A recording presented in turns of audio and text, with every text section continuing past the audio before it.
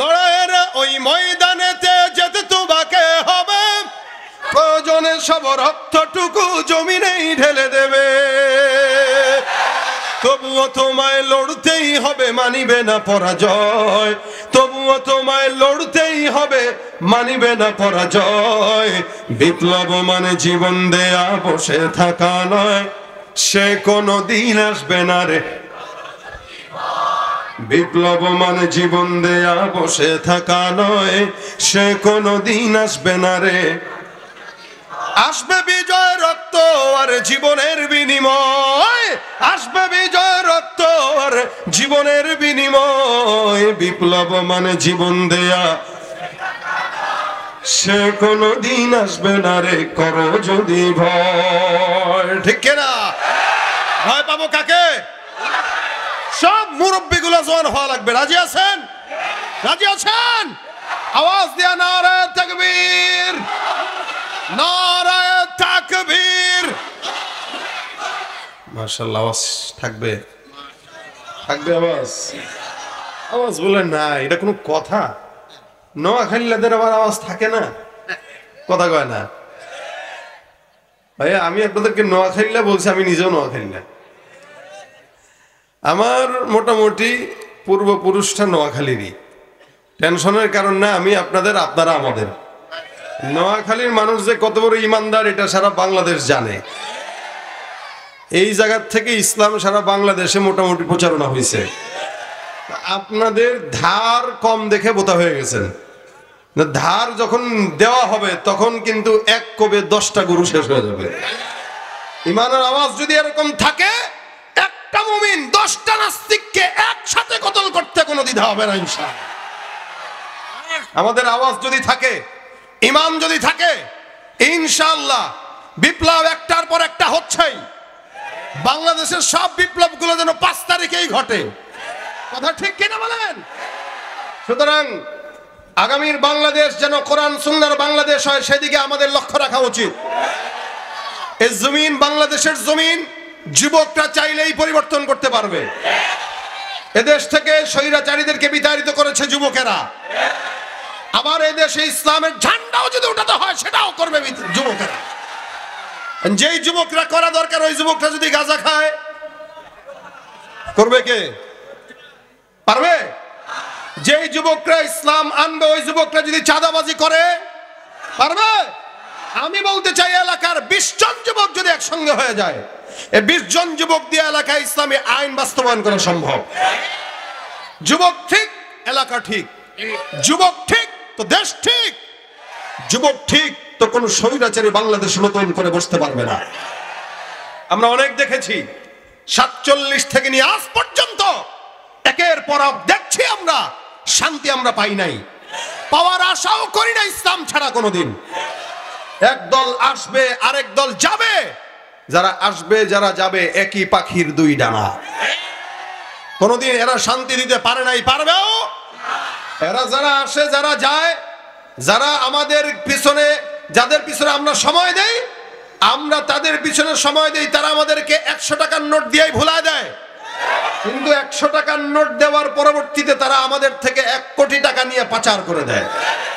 জনপদে যদি কোটি কোটি টাকা নেয়, তাহলে কত কোটি কোটি কোটি কোটি টাকা এদেশ থেকে তারাই পাচার করেছে।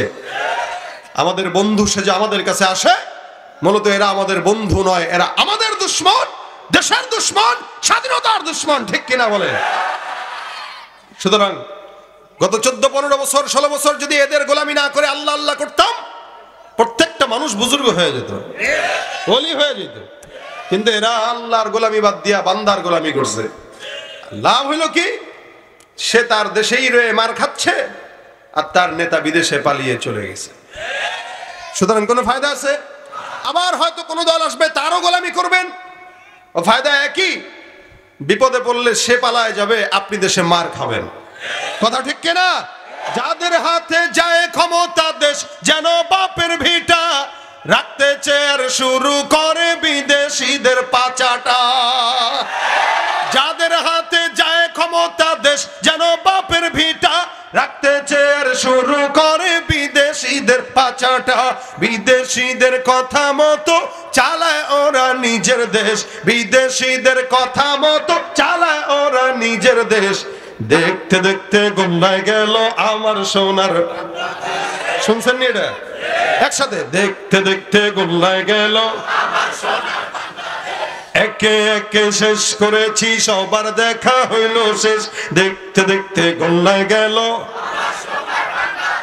দেখতে দেখতে গোল্লায় গেল আমার, কেউ দিল না সবাই নিল, আমরা যে কলুর বলদ, সারা বছর নেয় না খবর, নির্বাচনে খুব দরদ। কেউ দিল না সবাই নিল, আমরা যে কলুর বলদ, সারা বছর নেয় না খবর, নির্বাচনে খুব দরদ। নির্বাচনের আগে নেতা ধরে কত রকম বেশ, নির্বাচনের আগে নেতা ধরে কত রকম বেশ। দেখতে দেখতে গোল্লায় গেল, দেখতে দেখতে গোল্লায় গেল আমার সোনার বাংলাদেশ। মুসলমানের দেশটা মোদের আছে খাতা কলমে, দোষের দোষী যে বাজারেই শাস্তি পায় যে আলেমে। ওরাই ইসলাম বেচে ক্ষমতাটা পাকাপোক্ত করে বেশ, ইসলাম বেচে ক্ষমতাটা পাকাপোক্ত করে বেশ। দেখতে দেখতে গোল্লায় গেল আমার সোনার বাংলাদেশ, দেখতে দেখতে গোল্লায় গেল আমার, দেখতে দেখতে গোল্লায় গেল। কণ্ঠ তো ভালোই আছে, শেষ পর্যন্ত চলবে, হবে নি? আওয়াজ থাকবে নি? ইনশাআল্লাহ। আল্লাহ কবুল করে বলেন আমিন। আমি যেটা বলছিলাম, যুবকদেরকে দ্বারা, যুবকদের দ্বারা এদেশের পরিবর্তন আনা সম্ভব।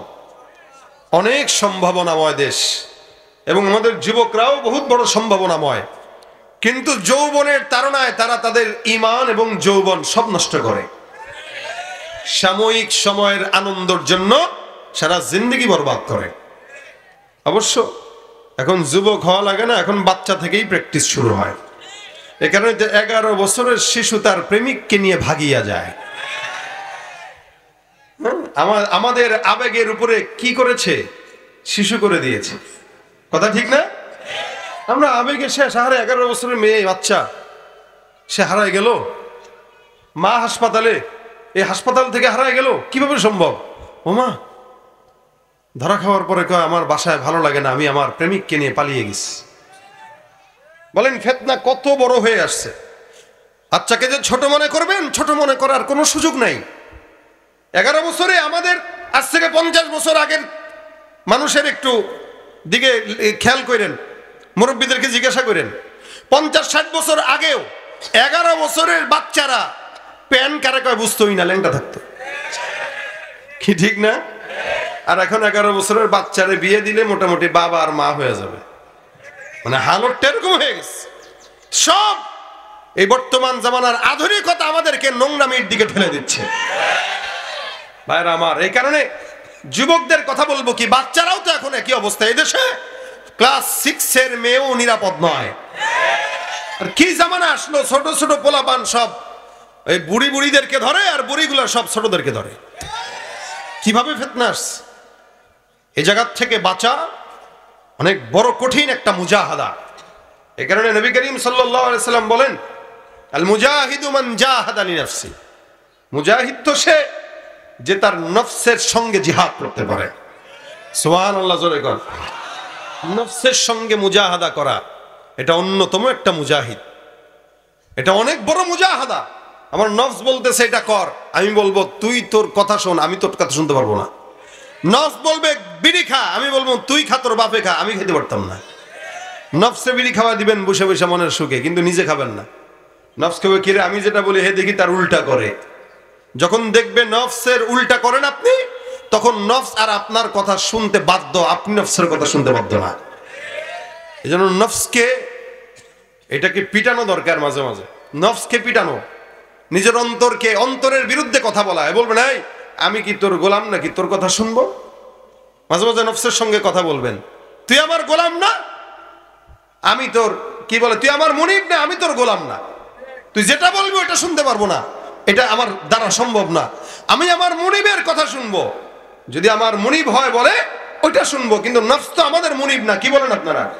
নফস আমাদের মুনিব, আমাদের মালিক। নফস যেটা বলে সেটা কেন শুনবো? নফসের সঙ্গে জিহাদ করা, মুজাহাদা করা। এজন্য আল্লাহ পাক বলেন, ইয়া আইয়ুহাল্লাযীনা আমানু আমিনু, হে মুমিনের দল তোমরা ইমানদার হও। এখানে আমরা যদিও সবাই মুমিন, কি বলেন? আমিও মুমিন, আপনারাও সবাই মুমিন, সবাই মুমিন, আমিও মুমিন, আপনারাও মুমিন। লেকিন দাবি করি মুমিন, কাজে একটাও মুমিন না। আমাদের দেশে আদমশুমারি হয়, মানুষের গণনা চলে, এই জনগণ কতগুলো আছে বাংলাদেশে, মুসলমান কতটুকু, পার্সেন্টেজ কতটুকু, এগুলো গণাগুনি হয়। আদমশুমারিতে বাংলাদেশে মুসলমানের সংখ্যা বেশি না কম? সংখ্যাগরিষ্ঠ কারা? কথা কয় না? সংখ্যাগরিষ্ঠ মুসলমান। সংখ্যাগরিষ্ঠ মুসলমান আদমশুমারির হিসাব অনুযায়ী। এদেশে যদি আমল শুমারি হইতো, আমল শুমারি, তাহলে সংখ্যা লঘু হইতো আমলদার ইমানদারেরা। কারণ সংখ্যাগরিষ্ঠ তো গণনায়, আর আমল শুমারি হলে দেখা যেত 1 লক্ষে 1 জন মাত্র আমলদার আছে, বাকিগুলো সব বেঈমান।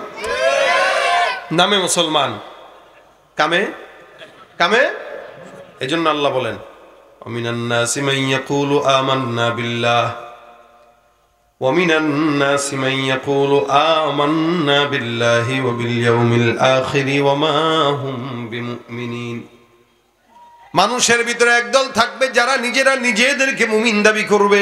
আল্লাহ পাক রব্বুল আলামিন বলেন, এরা যতই নিজেকে ইমানদার বলুক, মুমিন বলুক না কেন, আমি আল্লাহ ঘোষণা করলাম এরা একটাও মুমিন নয়, এরা ইমানদার নয়। মানুষের সামনে এসে বলবে আমি ইমানদার, ইসলাম আমিও বুঝি, কম বুঝি নাকি মিয়া, 70-80 রাকাত তাহাজ্জুদ পড়ি। কথা কয় না? কম বুঝি মিয়া, 70-80 রাকাত তাহাজ্জুদ পড়ি। কি বলেন আপনারা? ইসলাম আমরাও বুঝি, ঈমান আমিও আনি, আখিরাত আমিও বিশ্বাস করি। কিন্তু আল্লাহ বলেন কি, ওয়ামা হুম বিমুমিনিন, এগুলো একটাও মুমিন না, সব ভণ্ড। চাপাবাজি দিয়ে ইসলাম চলে না। ইসলাম মানার নাম সামি'না ওয়া আতা'না। সামি'না, যেটা শুনবো এটা মানবো। এইজন্য আল্লাহ পাক রব্বুল আলামিন বলেন, ইয়া আইয়ুহাল্লাযীনা আমানু আমিনু বিল্লাহি ওয়া রাসূলিহি ওয়াল কিতাবিল্লাযী নাযালা আলা রাসূলিহি ওয়াল কিতাবিল্লাযী আনজালা মিন ক্বাবলিক। আল্লাহ পাক রব্বুল আলামিন বলেন, বান্দা ইমানদার তোমরা মুমিন হয়ে যাও। ইমানদারকে আল্লাহ পাক মুমিন হওয়ার জন্য আদেশ করলেন। ইমানদার তো এমনি ইমানদার আছে, আবার কেন মুমিন হওয়ার জন্য বললেন? আমার আল্লাহ পাক রব্বুল আলামিন বান্দাকে বারবার মুমিন হওয়ার জন্য আদেশ দেয়। নবী করিম সাল্লাল্লাহু আলাইহি ওয়াসাল্লাম বলেন, আল ঈমানু হুয়া কাওলুন ওয়া ফি'লুন ইয়াজিদু ওয়া ইয়ানকুসু। আল্লাহর নবী বলেন, ঈমান এমন একটা জিনিস, এটা কওলের মাধ্যমে হয় আর ফি'লের মাধ্যমে হয়। জবানের মাধ্যমে বান্দা স্বীকার করে নিবে লা ইলাহা ইল্লাল্লাহ মুহাম্মাদুর রাসূলুল্লাহ, আর ফি'লের মাধ্যমে ইসলামের যত হুকুম আহকাম আছে এগুলো মানবে, যেগুলো নিষেধ আছে এগুলো থেকে নিজেকে হেফাজত করবে। রাসূল বলেন, এই দুইটা কাজ করতে গেলে ইয়াজিদু ওয়া ইয়ানকুসু, কখনো ঈমানটা বাড়ে কখনো কমে। ঈমান বাড়ে আর কমে, এটার মানে হলো বান্দা যখন ঈমানের কাজ করে, নেকের কাজ করে, ভালো কাজ করে, ওই বান্দার ঈমানের নূরের পাওয়ারটাকে আমার আল্লাহ রাব্বুল আলামিন বাড়ায়া দেয়। ইয়াজিদু ওয়া ইয়ানকুসু। আর যখন কোনো বান্দা গুনাহের কাজ করে, কোন ঈমানদার যখন গুনাহ করে, জিনা করে, কোন ঈমানদার যখন হারাম কাজের ভিতরে যুক্ত হয়, আমার আল্লাহ পাক রব্বুল আলামিন বান্দার কলব থেকে ঈমানটাকে সরায় নিয়ে যায়। যখন ওই বান্দা গুনাহটা শেষ করে, আবার বান্দার কলবে ঈমান ঢুকে যায়। নবী বলেন, বান্দা গুনাহের মাধ্যমে ঈমানের নূরটা কমে যায়, আর ইবাদত নেকের মাধ্যমে বান্দার ঈমানের পাওয়ারটাকে আল্লাহ পাক বাড়ায় দেয়। সাহাবা একরাম ডাক দেয়া কয়, ইয়া রাসূলুল্লাহ, আমরা যে ঈমানদার এটা বুঝবো কিভাবে? নবী করিম সাল্লাল্লাহু আলাইহি ওয়াসাল্লাম বলেন, তোমার ঈমানটা আছে কতটুকু আছে এটা বুঝার একটা মাধ্যম। আল্লাহর নবী সাল্লাল্লাহু আলাইহি ওয়াসাল্লাম বলেন, ঈমানটা বুঝার অন্যতম মাধ্যম হলো বান্দা তুমি নেক কাজের মধ্যে যুক্ত হয়ে যাও। কোন বান্দার নেক কাজ যখন করবে, নেক কাজ করার পর যদি বান্দার দিলের মধ্যে মজা লাগে, নবী বলেন তুমি খারাপ কাজ করবা খারাপ লাগবে, ভালো কাজ করবা ভালো লাগবে। নামাজ পড়তে গেলে ভালো লাগে, যাকাত দিলে ভালো লাগে, রমজানের রোজা রাখলে ভালো লাগে, পর্দা করলে ভালো লাগে, কোরআন তেলাওয়াত করলে ভালো লাগে, জিকির করলে ভালো লাগে। আল্লাহর নবী কয়, কোন বান্দার নেক কাজ করার পর যদি ভালো লাগে, ওই বান্দাটা ইমানদার, এই বান্দার ব্যাটারির চার্জ আছে। আর যে বান্দার নেক কাজ ভালো লাগে না, মসজিদে গেলে বারবার অস্থিরতা লাগে, রোজা রাখলে কেমন যেন শয়তান ওয়াসওয়াসা দেয়, জিকির করতে খারাপ লাগে, তাহাজ্জুদের নামাজ পড়তে মজা লাগে না, অর্থাৎ সমস্ত খারাপ কাজ করতে তার খারাপ লাগে না, ভালো কাজ করতে তার ভালো লাগে না। আল্লাহ নবী বলেন, যে ব্যক্তিটার হালত এরকম, ওই ব্যক্তির ইমানের ব্যাটারির চার্জ নাই বললেই চলে। আমাদের সমাজে এরকম কিছু যুবকরা আছে, এরকম কিছু মানুষ আছে, নামাজের কথা বললে তাদের মজা লাগে না, যাকাতের কথা বললে মজা লাগে না, হারামের কথা বললে খুব মজা লাগে, গানের কথা বললে মজা লাগে। ওই বান্দারাই এরকম বান্দা যাদের ইমান মুখে মুখে আছে লেকিন অন্তরে নাই। আমার আল্লাহ কয় এগুলো সব হলো ইমানদার নয়, এরা হলো ভণ্ড মুনাফিক বেঈমান। ভাইরা আমার, এই কারণে ইমান তিন জিনিসের সমন্বয়। এক নাম্বার তাসদীক বিল জিনান, দুই নম্বরে করার বিল লিসান, তিন নম্বর আমল বিল আরকান। তাসদীক বিল জিনান মানে অন্তর দিয়া বিশ্বাস করা আল্লাহ এক, অন্তর দিয়া বিশ্বাস করবে আমার আল্লাহ একজন, জবান দিয়া স্বীকার করবে আশহাদু আল্লা ইলাহা ইল্লাল্লাহ ওয়া আশহাদু আন্না মুহাম্মাদান আবদুহু ওয়া রাসূলুহু। এটা জবান দিয়া সুন্দর করে স্বীকার করে নিবে। এক নাম্বার অন্তর দিয়া বিশ্বাস করবে আল্লাহ একজন আছে, দুই নাম্বার জবান দিয়া স্বীকার করে নিবে। অন্তর দিয়া বিশ্বাস আমি যেরকম করি আপনারাও করেন, ইহুদিরাও করে, নাসারাও করে। আল্লাহ যে আছে এটা তারাও মানে, তারাও আহলে কিতাব, কিন্তু তাদের মানার মধ্যে আমাদের মানার মধ্যে পার্থক্য হাজার গুণ আছে। কি পার্থক্য? আমার আল্লাহ পাক রব্বুল আলামিন বলেন, ওয়াকালাতিল ইয়াহুদু উযাইরুন ইবনুল্লাহ ওয়াকালাতিন নাসারাল মাসীহ ইবনুল্লাহ। ইহুদিরা ডাক দিয়া বলে উযাইর হলো আল্লাহর পুত্র, ইহুদিরা ডাক দিয়া বলে উযাইর হলো আল্লাহর পুত্র। নাউজুবিল্লাহ। ইহুদিরা ডাক দিয়া বলে উযাইর হলো আল্লাহর সন্তান। ওয়াকালাতিন নাসারাল মাসীহ ইবনুল্লাহ, নাসারারা ডাক দিয়া বলে মাসীহ হলো আল্লাহর সন্তান। একদল কয় সে আল্লাহর সন্তান, আর একদল কয় সে আল্লাহর সন্তান। অথচ আমার আল্লাহ ডাক দিয়া কয় কুল হুয়াল্লাহু আহাদ আল্লাহুস সামাদ লাম ইয়ালিদ ওয়া লাম ইউলাদ ওয়া লাম ইয়াকুল লাহু কুফুয়ান আহাদ। আমার আল্লাহ পাক রব্বুল আলামিন বান্দাকে জানায় দেয়, বান্দা আমি আল্লাহ এমন একজন আল্লাহ একক, যে আল্লাহ পাক রব্বুল আলামিন কাউকে জন্ম দেয় না, জন্ম নেয় না। এই জন্য আমরা ডাক দিয়া কইলা ইলাহা ইল্লাল্লাহ, আল্লাহকে ইমানি, আল্লাহর সঙ্গে অন্য কাউরে শরীক করা যায় না। এই জন্য ইমানটা তিনটা জিনিসের সমন্বয়কে বলা হয় তাসদীক বিল জিনান, অন্তর দিয়া বিশ্বাস করব আল্লাহ একজন, যে কারো থেকে জন্ম নেয় নাই, কারো থেকে কাউকে জন্ম দেয় নাই। দুই নাম্বার হলো ইকরার বিল লিসান, জবান দিয়া স্বীকার করব, কালেমা পড়ব। তিন নাম্বার আমল বিল আরকান, এই যা কিছু বুঝলাম, যা কিছু শুনলাম কোরআনে, যা কিছু আমার আল্লাহ পাক রব্বুল আলামিন দিলেন, এগুলো সব কিছু পুঙ্খানু মানার নাম হলো ঈমান। যেগুলো আল্লাহ পাক নিষেধ করেছেন ওগুলা থেকে বেঁচে থাকা, যেগুলো আল্লাহ পাক রব্বুল আলামিন আদেশ করেছেন সেগুলো মানা। জমিনের মধ্যে কোনো বান্দা আল্লাহর সমস্ত বিধি নিষেধগুলো মানে চলে, মেনে চলে, ওই ব্যক্তিকে পরিপূর্ণ মুমিন বলা হয়। এই কারণে বলেন ইমানদার বান্দারা, যুবকেরা গুনাহের মাধ্যমে প্রত্যেকটা বান্দার ইমান দুর্বল হয়। এই কারণে জাদ্দিদু ঈমানাকুম, রাসূল করিম সাল্লাল্লাহু আলাইহি ওয়াসাল্লাম বলেন, বান্দা তোমরা ইমানটাকে নতুন করে নবায়ন করে নিও। মাঝে মাঝে ইমানকে নবায়ন করা, ইমানকে নতুন করে নবায়ন করার জন্য মুফাসসিরিন ইকরাম বলেন, কেউ যদি 5 বার প্রত্যেক দিন 5 ওয়াক্ত আযানের জবাব দেয়, 5 ওয়াক্ত আযানের জবাবের মাধ্যমে আল্লাহ পাক তার ঈমানকে প্রত্যেকদিন 5 বার নবায়ন করে দিবেন। 5 ওয়াক্ত আযানে 5 বার জবাব দিলে 5 বার ঈমান নবায়ন। রাসূল বলেছেন জাদ্দিদু ঈমানাকুম, ঈমানকে নবায়ন করো। ওই যে কালেমা পড়ছে জন্মের পরে, আর জিন্দেগিতেও পড়ে নাই, কালেমা ভুলেই গেছে, এরকম মুসলমান আছে না নাই? আপনারা তো নোয়াখালীর মানুষ, ইসলামের এলাকার অঞ্চলের মানুষ।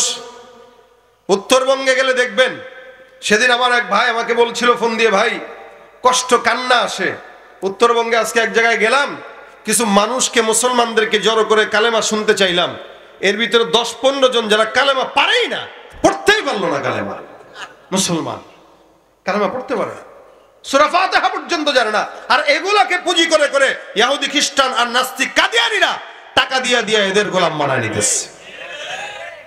আর আমরা নিজেরা নিজেদের ভিতরে দ্বন্দ্ব লেগে লেগে বাস পরস্ত্রীকাতরতা, হিংসা, গীবত, শিকায়াত করে করে নিজেদের ঈমানকে নষ্ট করে দিচ্ছে। আর ওরা এটার সুযোগ নিয়ে আমাদের ভাইদেরকে তাদের দরে নিয়ে যাচ্ছে। এই জন্য জাদ্দিদু ঈমানাকুম, নিজের ঈমানকে নবায়ন করবেন। মাঝে মাঝে ঈমানে মুহাসাবা, আমলি মুহাসাবা, মুযাকারা করে করে অন্যের ঈমানকে নবায়ন করবেন। এজন্য যুবকেরা প্রত্যেকজন আমরা মুমিন। এখানে আল্লাহ পাক রব্বুল আলামিন বলেন ভালো মুমিন হও, ভালো ঈমানদার হও। ঈমানদার যদি কোনো বান্দা হয়, ওই বান্দা নামাজ থেকে শুরু করে হজ, যাকাত সমস্ত হুকুম হাকাম মানবে কি মানবে না? যুবকদের জন্য বেশি বলি, সমাজের যুবকরা যদি ঈমানদার হয়ে যায়, সমাজ পরিবর্তন হয়ে যাবে। আর এই সমাজের সবচাইতে অবক্ষয় যে জিনিসটা নিয়ে আসলো, ওই জিনিসটাই হলো যুব সমাজের মধ্যে মাদকতার ছয়লাভ। সিগারেট থেকে শুরু হয়, মদের সর্বোচ্চ পর্যায়ে যায় শেষ হয়। সেদিন আমার এক বন্ধু বলতেছেন, ভাই এমনও মদ নাকি আছে বিশ্বে, যে সমস্ত মদের বোতলের দামই আছে মিনিমাম 1 কোটি থেকে 1.5 কোটি 2 কোটি এরকম। আমি কইলি বলেন কি? বলে হ্যাঁ, এগুলো নাকি বাহিরের দেশে বেচে। আমাদের বাংলাদেশেও তো লক্ষ লক্ষ টাকা দিয়ে মদ কিনে আমাদের যুবকেরা খায়, লক্ষ লক্ষ টাকার মদ।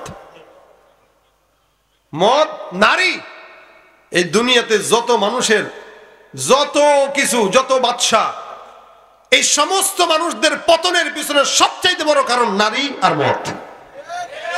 এটার ভিতরে যে ঢুকছে, ওর জিন্দেগি বরবাদ হয়ে গেছে। আমাদের যুবকেরা স্কুলে যায়, বয়স মাত্র 6-এ পড়ে, 7-এ পড়ে, এর হাতেও সিগারেট। সিগারেট হাতের ভিতরে ধরে, এটা একটা ভাব একটা। এইটা আবার ভালো দেখাইতে পারবে আমাদের প্রধান বক্তা সাহেব। কিন্তু কথা হইল, এই যে যুবকেরা এগুলা করে, যুবকেরা যে এগুলা করে, বলেন তো খুব নেকের কাজ করে?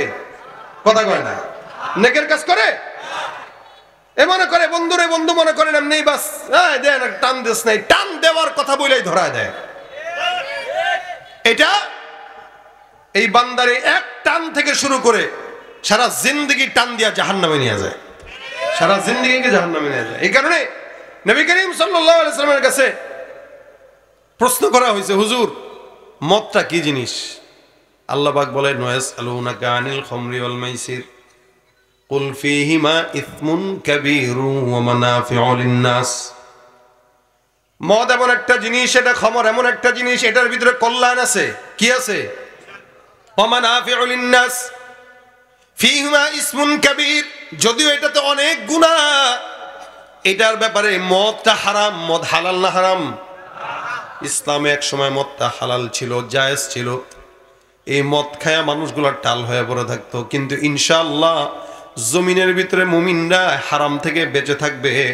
আমার আল্লাহ পাক রব্বুল আলামিন প্রত্যেকটা ঈমানদারকে জান্নাতে এই শরাব খাওয়ায় দিবে। আমার আল্লাহ ডাক দিয়া বলেন, ওয়াসাকাহুম রাব্বুহুম শারাবান তাহুরা। জান্নাতে কেমনে শরাব খাবেন জানেন? সুন্দর করে গাছের সাথে বিশাল সিংহাসনে হেলান দিয়ে ঠ্যাঙের উপরে ঠ্যাং তুলে বসে থাকবেন। আর আপনার জান্নাতি যে হুররা আছে, রমণীরা, বিশাল বড় শরাবের গ্লাস আর জগ নিয়ে আপনারা একটা ধাক্কা দিয়ে ডার্লিং আই লাভ ইউ, নেন খান। সুবহানাল্লাহ কয় না? হ্যাঁ, আপনাকে আনবে আপনার সামনে এসে, ভালোবাসার দাবিতে আপনার সামনে আল্লাহ করা হবে, আপনি শরাব খাবেন।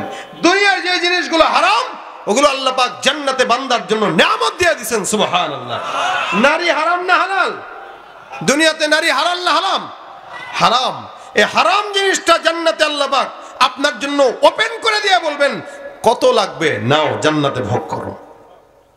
দুনিয়াতে এই গান্ধিগিগুলোর জন্য নিজের যৌবন জীবন সব শেষ করছেন। একটা বিয়া করে শান্তি নাই, খালি একবারে দিকে মাছ না, সুলাসা, রুবা, 3টা দরকার, 4টা দরকার। হ্যাঁ, একটারে ঠিক মতো বলতে পারেন, আবার 2-3টা। এটা মূলত হইল ওই যে খায়ের সাথ, বিভিন্ন দেখবে। ভাই এটা বাদ দেন, ইনশাআল্লাহ ঈমানদারকে আল্লাহ পাক জান্নাতে নিয়ামত দান করবেন। ইনশাআল্লাহ। শরাব এখানে ছেড়ে দিবেন, আল্লাহ জান্নাতে জমা করে রাখবো, এটা জান্নাতে যায় খাবেন। দুনিয়ার মদ আপনাকে মাতলামি শিখায়, পাগল বানায়, আর জান্নাতি শরাব আপনাকে সতেজ রেখে দিবে। সুবহানাল্লাহ। এটা জান্নাতে আল্লাহ দিবেন। জাহিলি জামানায় এরকম মদ, খাবারের পরে তাদের মদটা একদম একটা আসর ছিল। যারা পান খায়, যারা চা খায়, খাবারের পরে পান না খাইলে মজা লাগে না, চা না খাইলে মজা লাগে না। আরবের মধ্যে এরকম হালত ছিল, খাবারের পরে মদের আসর না বসলে এদের আসর জমতই না। এরকম ভাবে মদ আসর আর আসর এত জমত। আমার আল্লাহ পাক রব্বুল আলামিন বলেন, এটা এমন একটা জিনিস, এটার ভিতরে বান্দা অনেক কল্যাণ থাকলে ওটার গুনাহটাই বেশি। ওয়ায়াসআলুনাকা আনিল খামরি ওয়াল মাইসির কুল ফীহিমা ইসমুন কাবীরু ওয়া মানাফিউ লিন-নাস ওয়া ইসমুহুমা আকবারু মিন নাফইহিমা। এটার যে উপকারটা আছে, উপকারটা চাইতে ক্ষতিটাই অনেক বেশি। যদিও উপকার আছে অল্প, কিন্তু গুনাহটা অনেক মারাত্মক। উপকার সাময়িক মজা দিবে, সুস্থতা কি বলে সতেজতা দিবে, কিন্তু চিরস্থায়ী জাহান্নাম ওই বান্দার জন্য বরাদ্দ হয়ে যাবে। সাহাবা একরাম এই কথা যখন শুনলেন তখন তারা চিন্তা করলেন, আরে আমার আল্লাহ পাক রব্বুল আলামিন চাইলেই তো পারতেন একভাবে হারাম করে দেওয়া। মক্কায় মদ খাওয়া নিয়া একটার সঙ্গে টাল হয়ে থাকতো, একজন আরেকজনকে মারতো, এই করতো সেই করতো, নামাজের মধ্যে দাঁড়ায় দাঁড়ায় এলোমেলো কথা বলতো। একবার শরাব খাওয়ার পর, পান করার পর কিছু সাহাবা আজমাইন নামাজের মধ্যে দাঁড়াইলেন। নামাজের ভিতরে একজন তেলাওয়াত করতেছে, কুল ইয়া আইয়ুহাল কাফিরুন লা আ'বুদু মা তা'বুদুন কা আ'বুদু মা তা'বুদুন। সে নামাজের ভিতরে বলা দরকার ছিল যে আমরা তার ইবাদত করি না, তোমরা যারটা করো। সে বলতেছে আমিও তার ইবাদত করি, তোমরা যারটা করো, মানে মূর্তির ইবাদত করে। মদ খাওয়ার কারণে মাথাটা একটু এলোমেলো হয়ে গেছে, তেলাওয়াতে ভুল চলে আসছে।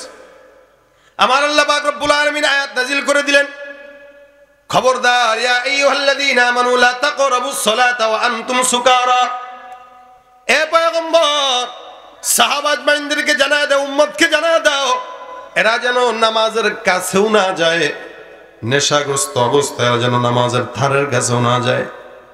কারণ নামাজের ভিতরে মশা যখন করে এরা মসজিদের মধ্যে যায়, এদের জবান দিয়া দুর্গন্ধ আসে, আর নামাজের মধ্যে এলোমেলো তেলাওয়াত করে।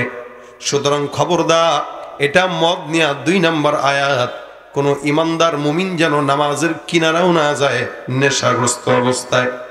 সাহাবা আজমাইন চিন্তা করলো, আল্লাহ পাক তো নামাজের কাছে যেতে মানা করছেন মদ খাওয়া অবস্থায়, তার মানে এখন মদ খাওয়া লাগবে একটু ভিন্ন হিসাবে।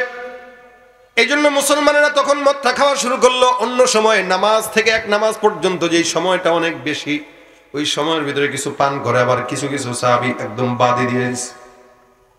আমার আল্লাহ পাক রব্বুল আলামিনের পয়গম্বরের সাহাবা আজমাইনদেরকে আল্লাহ পাক রব্বুল আলামিন একভাবে হারাম করেন নাই, আল্লাহ পাক ধাপে ধাপে হারাম করেছেন, যাতে করে উম্মতের জন্য আল্লাহ পাক রব্বুল আলামিন সহজ করতে পারেন। কারণ কোন একটা নেশা, যেমন পান যারা খায়, এদেরকে যদি কন এই ভাই পান খাওয়া বাদ দেন, পারেনি সহজে।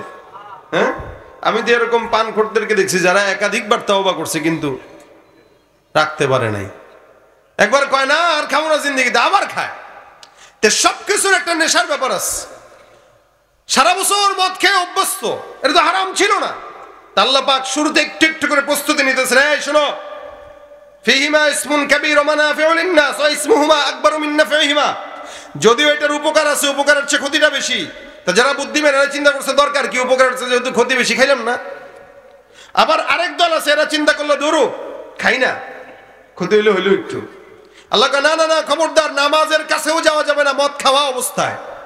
এখন আরেক দল বাদ দিয়ে দিল মদ খাওয়া, আরেক দল কয় দূর খাবো, কিন্তু কখন খাবো? ফজর থেকে নিয়ে জোহর পর্যন্ত। কারণ ফজরের পর থেকে জোহর পর্যন্ত অনেক বড় সময়, এই সময় যদি মদ পান করি তাহলে জোহরের আগেই মাতলামি চলে যাবে, মদ খাওয়া মোটামুটি সাকসেস।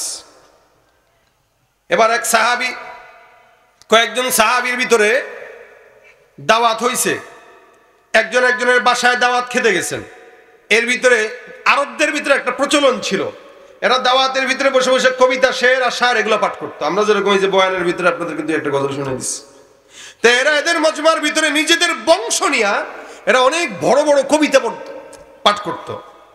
তো এরকম এক আনসারি সাহাবী কবিতা পাঠ করতে যায়, যার বাসার দাওয়াত, এর বংশের ধুয়ে দিছে, একদম ধুয়ে দিছে, বুঝুন নাই?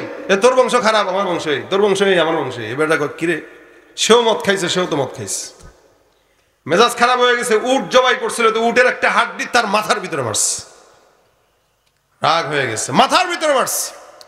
মারার পরে তার মাথায় লাগছে, মোটামুটি মাথাটা রক্তাক্ত হয়ে গেছে। রাসূলের কাছে বিচার নিয়ে গেছে, হুজুর এই যে আমার সঙ্গে এই ব্যবহার করছে, তোমরা কোন হালতে ছিল? হুজুর আমি একটা মদ খাইছিলাম।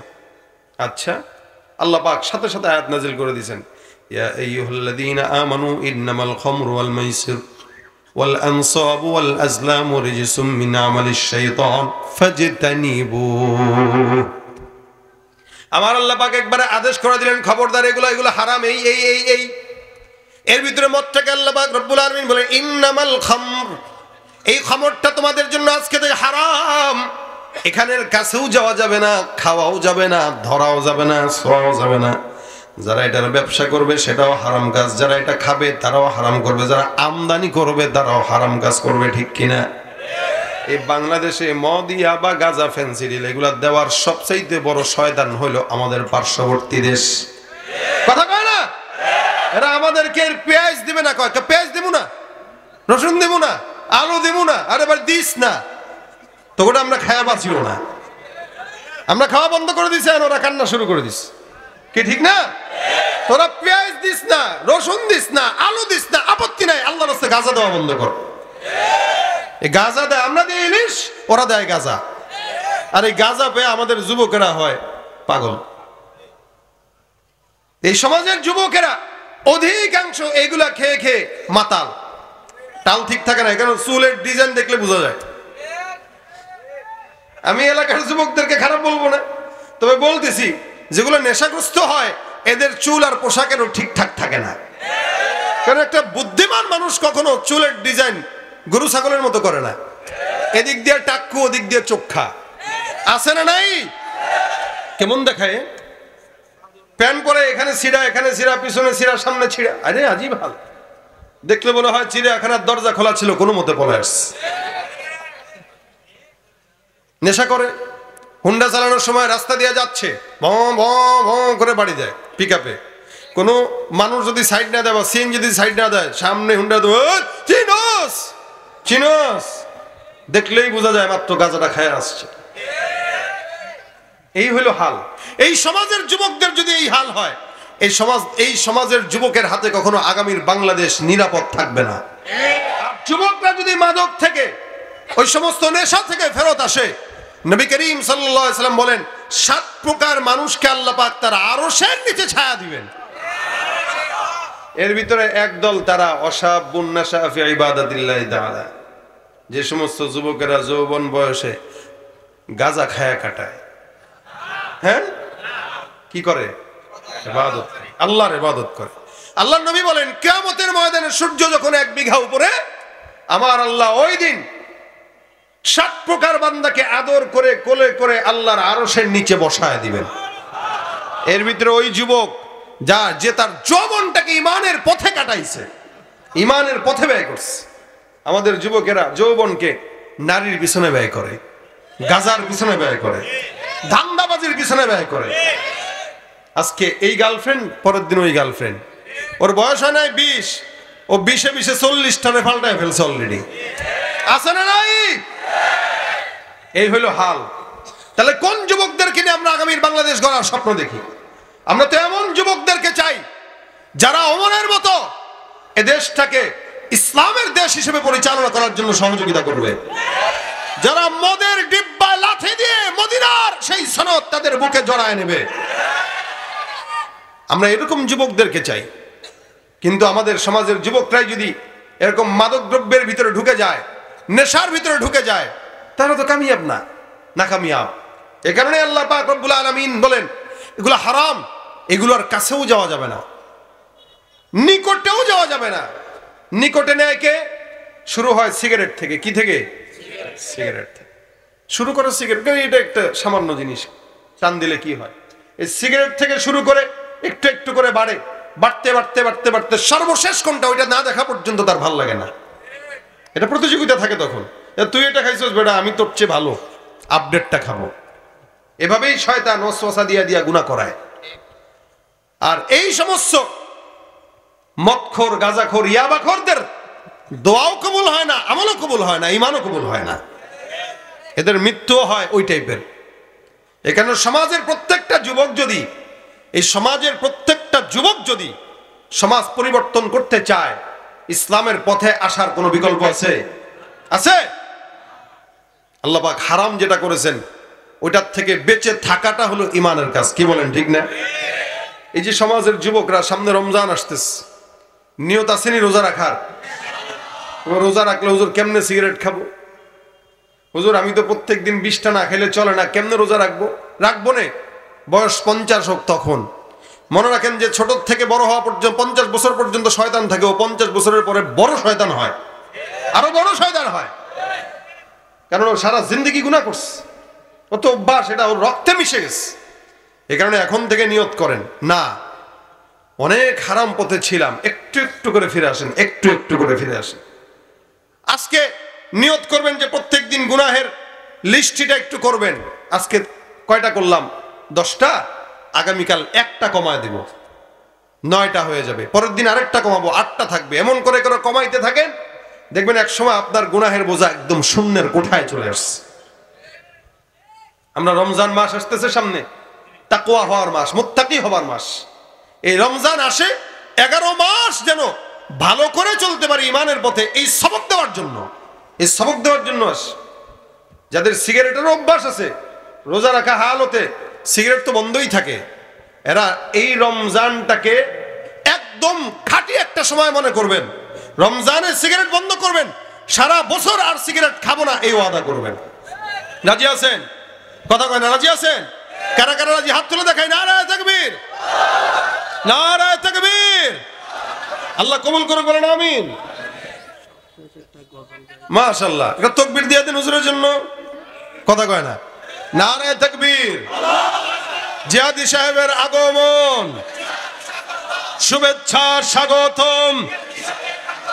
প্রধান বক্তার আগমন, একদম মন ভরে কানতে কানতে বাসায় যাবেন ইনশাআল্লাহ। হ্যাঁ স্যার, কানতে কানতে বাসায় যাবেন, ঠিক আছে? আমি আপনাদের সামনে খালি যুবকদের জন্য কিছু কথা বললাম। এখানের প্রত্যেকটা যুবক আজকে থেকে নেশাগ্রস্ত কোন বস্তু হাত দেব না, ছুঁবও না, দেখবো না ইনশাআল্লাহ। রাজি আছে? আল্লাহ পাক কবুল করুক, যারা বলেন আমিন। হায় রে সাধের দুনিয়ায় মানুষ পাওয়া বড় দায়, মানুষ দেখতে চলো এবার জাদু ঘরে যাই সবাই। চেহারাটা দেখতে ভালো, পোশাকটাও চমৎকার, অন্তরে তার কালি ভরা, কাজটা বড় কদাকার। চেহারাটা দেখতে ভালো, পোশাকটাও চমৎকার, অন্তরে তার কালি ভরা, কাজটা বড় কদাকার। এই মানুষের ভিড়ে আজি আসল মানুষ নাই রে নাই, এই মানুষের ভিড়ে আজি আসল মানুষ নাই রে নাই। মানুষ দেখতে চলো এবার জাদু ঘরে যাই সবাই। হায় রে সাধের দুনিয়ায় মানুষ পাওয়া বড় দায়, মানুষ দেখতে চলো এবার জাদু ঘরে যাই সবাই। রাস্তাঘাটে যায় না চলা এই মানুষের ভিড়ে, ওই ভিড়ের মাঝেও আবার কেহ অন্যের পকেট মারে। তাকেও যদি মানুষ বলো আমার বলার কিছুই নাই, তাকেও যদি মানুষ বলো আমার বলার কিছুই নাই। মানুষ দেখতে চলো এবার জাদু ঘরে যাই সবাই। হায় রে সাধের দুনিয়ায় মানুষ পাওয়া বড় দায়, মানুষ দেখতে চলো এবার জাদু ঘরে যাই সবাই। শিক্ষার জোরে ডিগ্রির ভারে সাহেবের মাজা বাঁকা, মুচকি হেসে সব অফিসে নেয় যে ঘুষের টাকা।